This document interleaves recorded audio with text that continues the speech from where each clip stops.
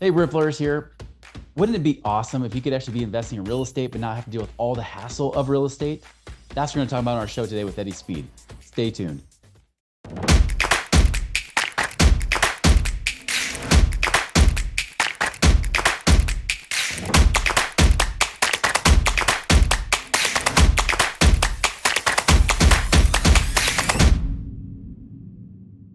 Hello, my fellow Ripplers. This is Chris Miles, your cash flow expert and anti-financial advisor. Welcome to the show. It's for you, those that work so freaking hard for your money. You're now ready for your money to start working harder for you today. You want that freedom and cash flow now, not 30 or 40 years from now, but you want it today so you can live that life that you love with those you love.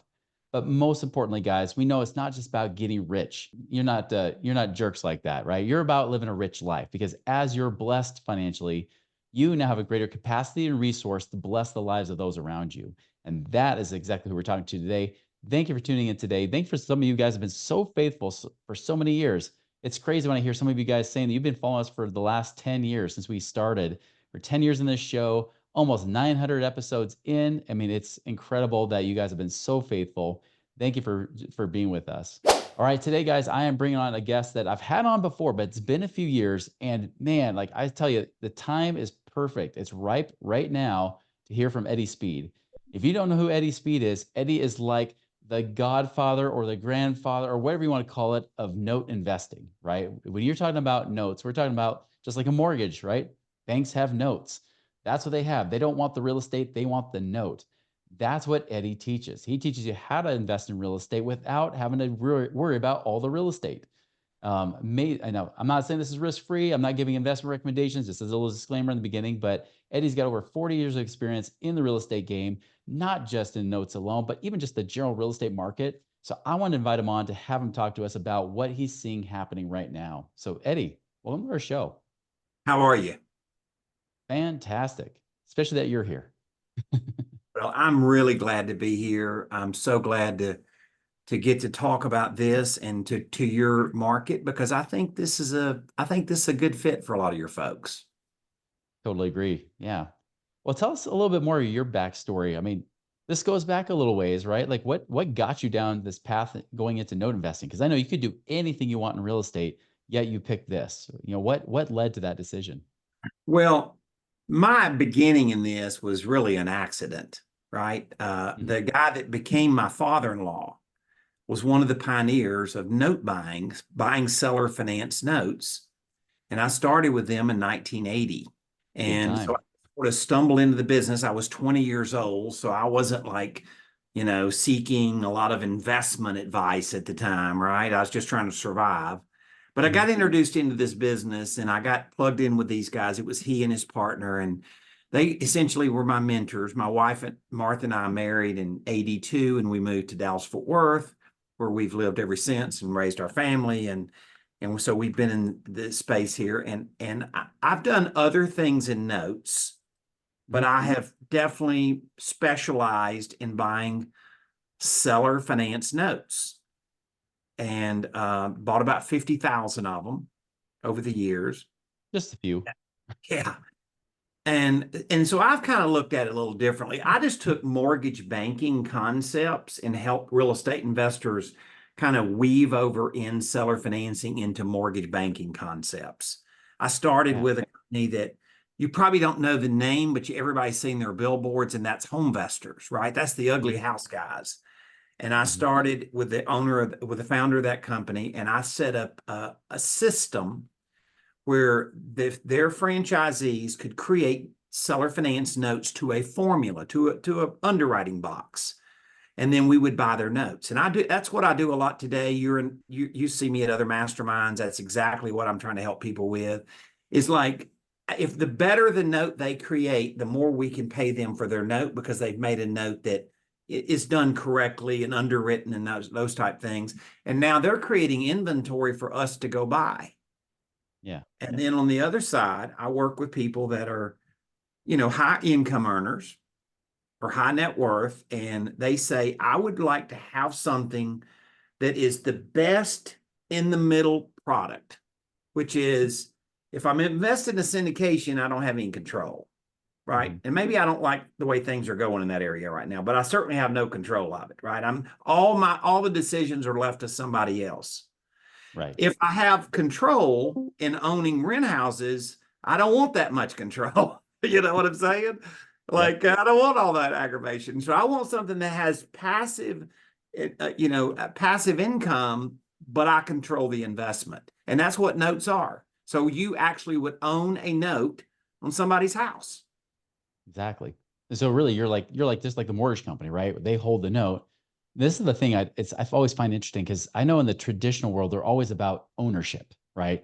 I need to have ownership, equity. You know, even my wife had said the same thing to me recently. I'm like, no, like equity gets paid last.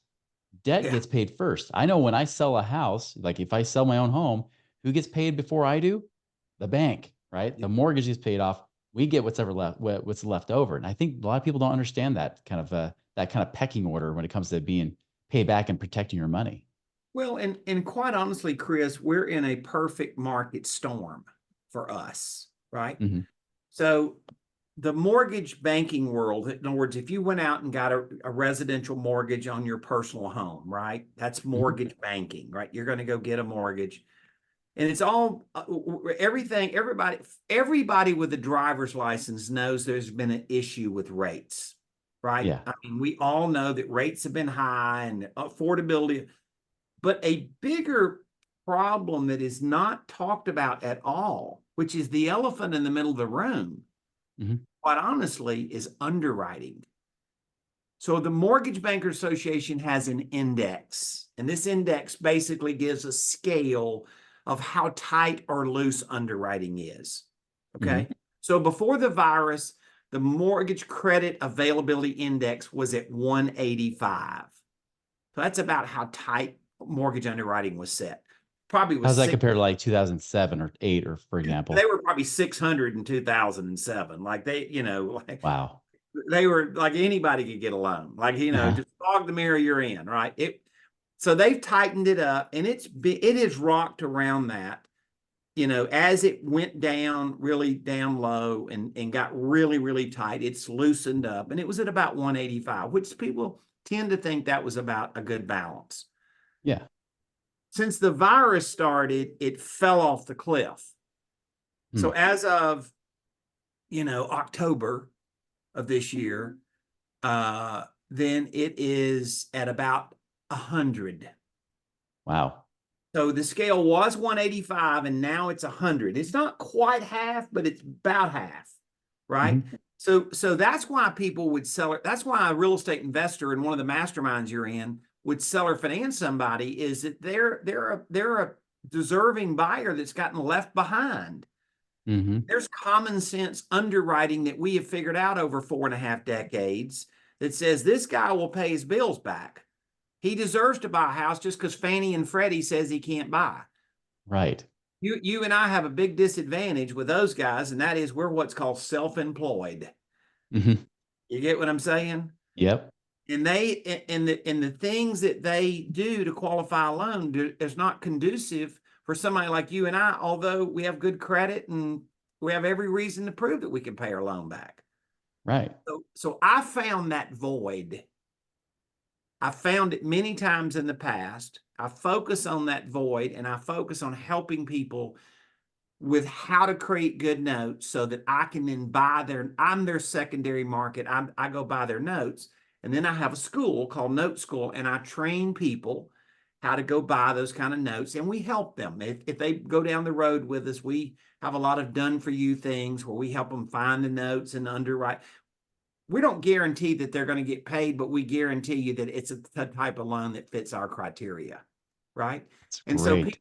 people really realize, because man, I'm the bank then. I'm not a Mhm. landlord.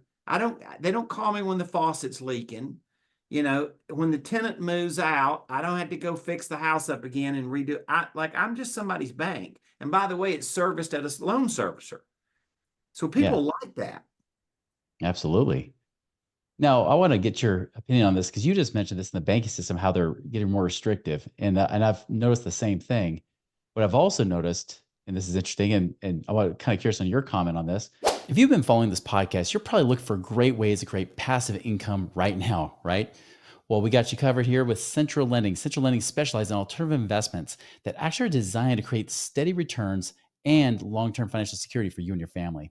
Now, they prioritize transparency. They love, building those strong relationships, giving you that confidence and peace of mind, knowing that you have your money working harder for you, so you don't have to work so hard for that money. You want to learn more how to do that? Go to centrallending.com and check out what they've got today to create your passive income and wealth creation right now. Like the M2, I tracked the M2 money supply, which kind of pulled back a few years ago, but it's been coming back up the last year. So we know that there's more money circulating. Where's all that money going? If it's not going to, a lot of us or people that are self-employed, where is that money going? Well, mortgage banking production is off by 70%, Oof. right? So, Yeah. so the mortgage banking industry is not in a healthy way at all. Mhm. In the last, probably 6 or 9 months, the average loan they've originated, they didn't break even. They literally lost Mm. money when they originated the note. And we can get off into that craziness and maybe why they do it or whatever, but that's kind of irrelevant. My job is to this, right? I am a guy that fills the gap when conventional lending doesn't fill the gap. Yeah. That's what I represent. I represent common sense when when regulated, structured agency scenario isn't solving the industry problems. And I've done that for 4.5 decades. So it's not Yeah. like we just started. We've kind of figured it out. We feel like we've already got these playbooks. And when a market condition rolls along, we kind of know what playbook we can kind of already roll out. We don't have to exactly figure it out anymore. Right. Now you've been through something I would say even more severe than what we experienced the last 2 years. I mean, you were literally born as a real estate investor in 1980, like you said, which is when interest rates were starting to already go sky high at that point and continued that way. And even you mentioned like 82 and even 84. I remember 84, I lived in a town where they said, yeah, there was 4 houses bought or sold that entire year in that town of like, 5,000 people, wherever it was. Yeah. And we're seeing, we've seen that even though their interest rates are reducing a little bit, we've seen that kind of stuff. Yes. How were you able to use that experience to really influence what you've been doing the last few years? Well, once again, I have to look at, the idea of the term creative financing, it can have a negative connotation because there's people that you and I know that have done creative financing in not a good way, right? Mhm. Yeah. But if you look at the purest form, I'm a creative finance guy. I show Yeah. people more creative strategies. Let me ask you a question. How creative do you think the government is?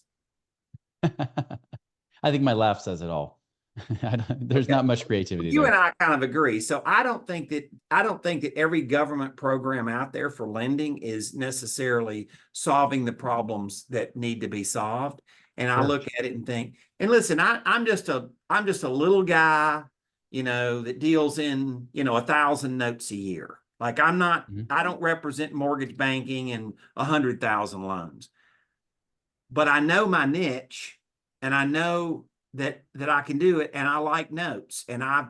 built I built our whole retirement strategy for my wife and I built our whole net worth strategy around notes. And one of the things that I show people at kind of the next level up is a really important thing, and that is we have perfected some leveraging techniques. Because people say, well, I'd love to own somebody's mortgage, but their mortgage is $150,000 and I'm quickly going to run out of money, right? Mhm.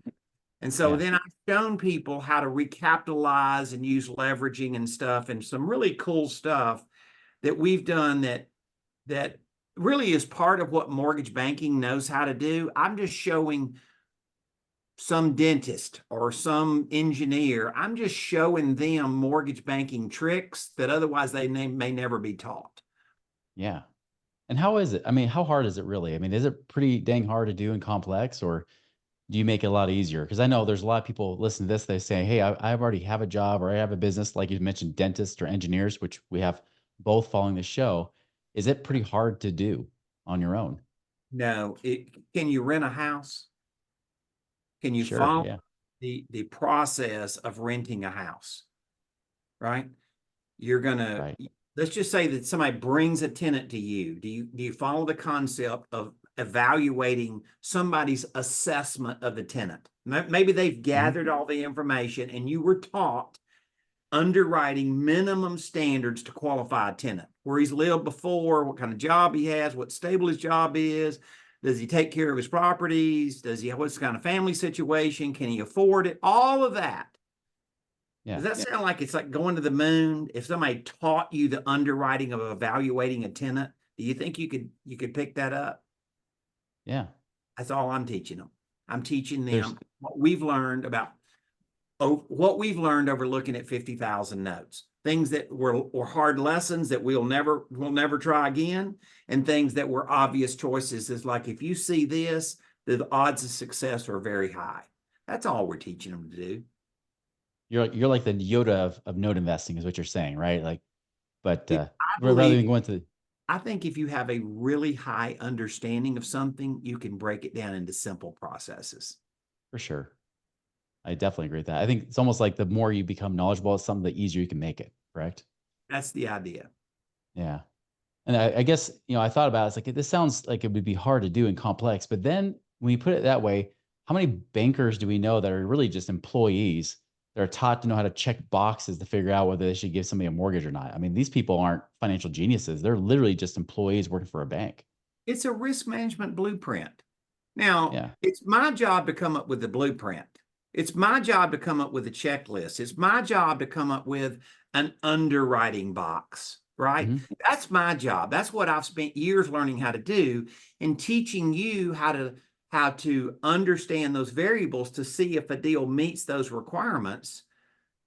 It's then all of a sudden it gets into not very hard. And we're, like I said, another thing is we're very creative in coming up with financial modeling. So Hmm. people say, what is financial modeling? Like, what in the world is he talking about?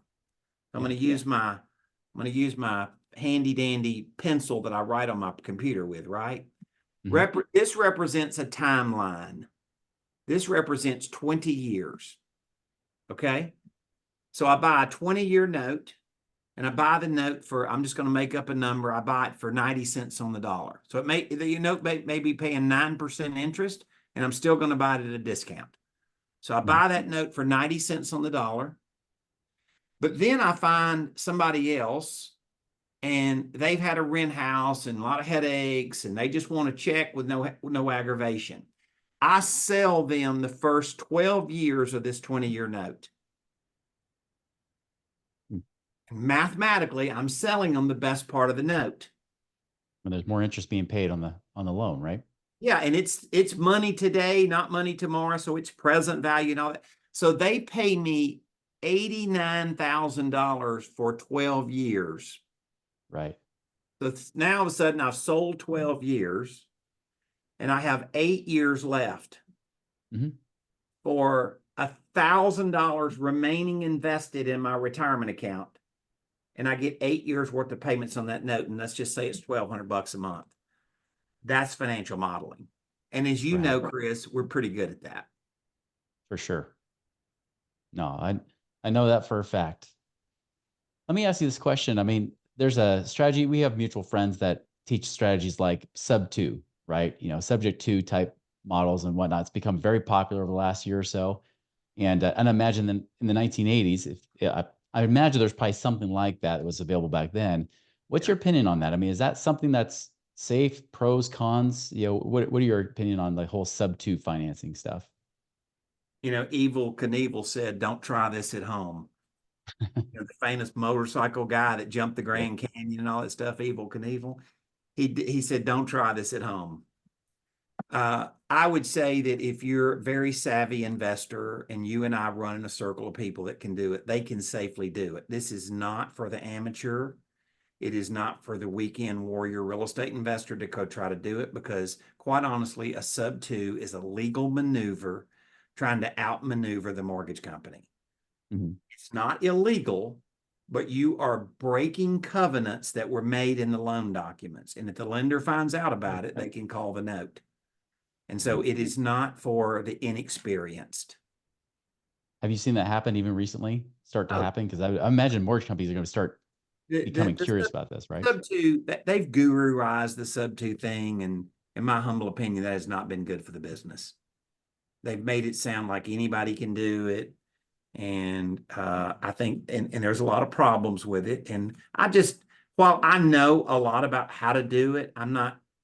I'm. You don't see me on TikTok telling people that's what I'm trying to teach them how to do. Yeah.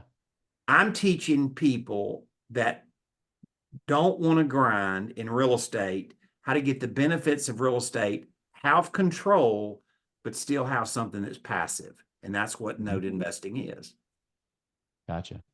That's good feedback. I know because I know once something gets popular, that's usually when all of a sudden you start to see regulators want to jump in, people want to shut stuff down because it's just too good to be true and all that kind of stuff, right? But that's a good point. So it's not that it's bad to do. It sounds like it's another tool in your tool belt, but you really, really got to know what you're doing. Otherwise, it could be pretty bad for It, you.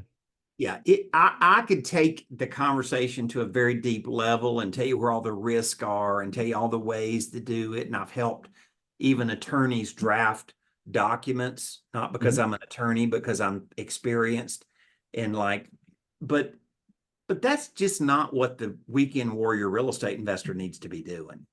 Yeah, It's certainly not somebody that owns 3 or 4 rentals and they decide they're going to jump out there and do a sub two. There's a level of expertise in that that's going to take a lot of time to figure out. Mhm. And I'm not sure it's worth their time. Gotcha. Great advice. Thank you. Well, I know Eddie, you've got kind of a special gift for our people here today. Can you tell us about that? Well, we've talked about some concepts. We've talked about underwriting. We've talked about, a blueprint. We've talked about creative financing and leveraging techniques. And Yeah. so what we figured out is if you like this, what we then need to do is kind of pull you in and get you on the whiteboard and let's show you real deals. Let's show you examples of what we're referring to. And you can then decide, hey, this suits me or it doesn't suit me. And so this is a class that we sell. It's a virtual class, but it's about 2 hours. I think it's probably the ESPN version of learning it. Like we've taken a lot of what would take more time and melted it down in a compression of time to pull it down into this thing where Mhm. it's pretty lively learning in a couple of hours, right? And so I Yeah. want to give this to your audience. I think your audience is a good fit. If they like what we're saying today, I think they'll like this masterclass. And they're just going to go to noteschool.com/money ripples. And we'll know they're from you. And we're doing that on purpose because we regard your audience as being very sophisticated, very they've come down your lane, so they know more than the average person, For right? sure. About investing in risk and investing in when am I really earning a yield and when am I not going to get my money back, right? Right. And we like that because we like to be able to then not this isn't an advanced class, but it's very informative. Gotcha. Well, that's very generous. Appreciate that. That's great. Yeah, we'll put that noteschool.com/money ripples. We'll put that in the show notes for everybody there. Awesome. So, final question for you, Eddie. This is a question we always ask on the show. Obviously, it's the Money Ripples podcast. What do you feel is your ripple effect, in this world, in your life? What do you feel is your ripple effect?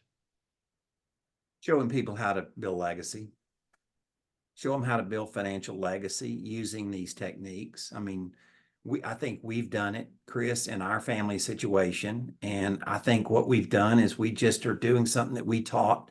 We were fortunate, my wife and I were fortunate to be taught this earlier in our life than other people. I don't think Mhm. it's brain surgery. I just think people learn how to make money and build wealth, just like they learn how to do everything else. And I I think love it. we think we're pretty decent at that. Yeah, I would agree with that. I'm sure over the years you've probably seen the massive ripple effect of people's lives you've impacted, huh? I have. Yeah. Well, it's awesome. Well, Eddie, again, thank you so much for your time. Very generous. Great stuff. Everybody, be sure to reach out. We have his link in the show notes if you guys want to be able to dig a little bit more down that little rabbit hole to see what you can do to create your own legacy and create your own wealth as well. Guys, just remember, It's one thing to listen to these podcasts. It's another thing to actually go and do it. Don't be just a listener, be a doer as well. Make it a wonderful and prosperous week. We'll see you later.